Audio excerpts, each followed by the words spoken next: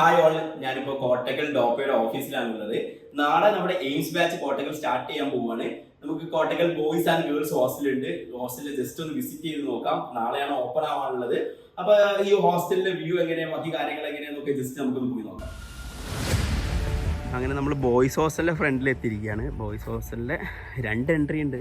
ഞാൻ ആ ബാറ്റിലൂടെ എൻ്റർ ചെയ്ത് വന്നത്. ഈ എൻട്രിയിലൂടെ നമുക്കൊന്ന് കയറി നോക്കാം. ആക്ച്വലി ഇവിടുത്തെ വർക്ക് കാര്യങ്ങളൊക്കെ കംപ്ലീറ്റ് ചെയ്ത് നിൽക്കുന്നതാണ്. അതിൻ്റെ ക്ലാസ് റൂമിൻ്റെ കുറച്ച് വർക്ക് മാത്രമാണ് പെൻഡിങ് ഉള്ളത്. കുറച്ച് വില്ലാസ് പോലെയാണ് ഇവിടെ അറേഞ്ച് ചെയ്തിരിക്കുന്നത്.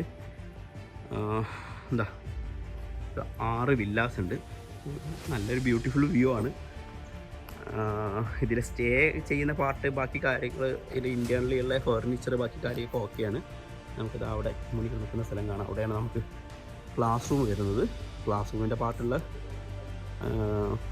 കുറച്ച് വർക്കാണ് കംപ്ലീറ്റ് ആവാനുള്ളത്.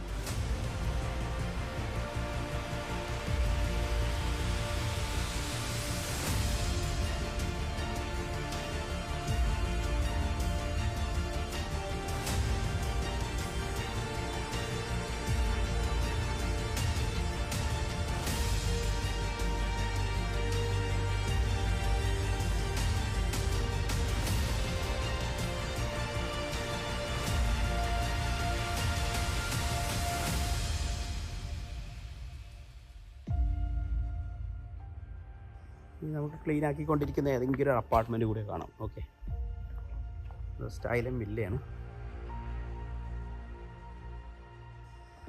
ഇതാണ് നമ്മുടെ ഒരു വില്ലൻ്റെ ഇൻറ്റീരിയർ വ്യൂ. എങ്ങനെയുണ്ട് നോക്കാം. ആണ് ഹോള്, ഒരു കോമൺ ബാത്റൂം, ഇവിടെ ഒരു റൂം, പിന്നെ ഇവിടെ സ്റ്റെയറാണ് വരുന്നത്. ഓക്കെ, ഇവിടെ ഒരു കിച്ചൺ കൂടെ വരുന്നത്. കിച്ചൺ ഏരിയയാണ്. കുക്ക് ചെയ്യാനൊന്നും നോക്കില്ല.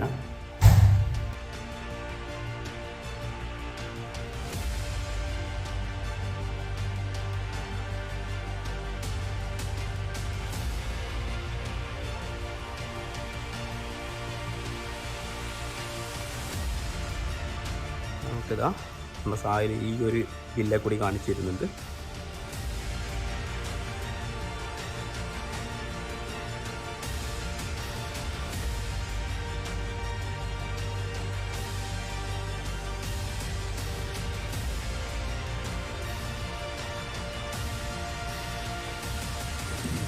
ഹലോ ഗൈസ്, അപ്പോൾ ഇതാണ് നമ്മുടെ എയിംസ് ബാച്ചിൻ്റെ ഗേൾസ് ഹോസ്റ്റൽ. നമുക്ക് ഡീറ്റെയിൽ ആയിട്ട് കാണാം.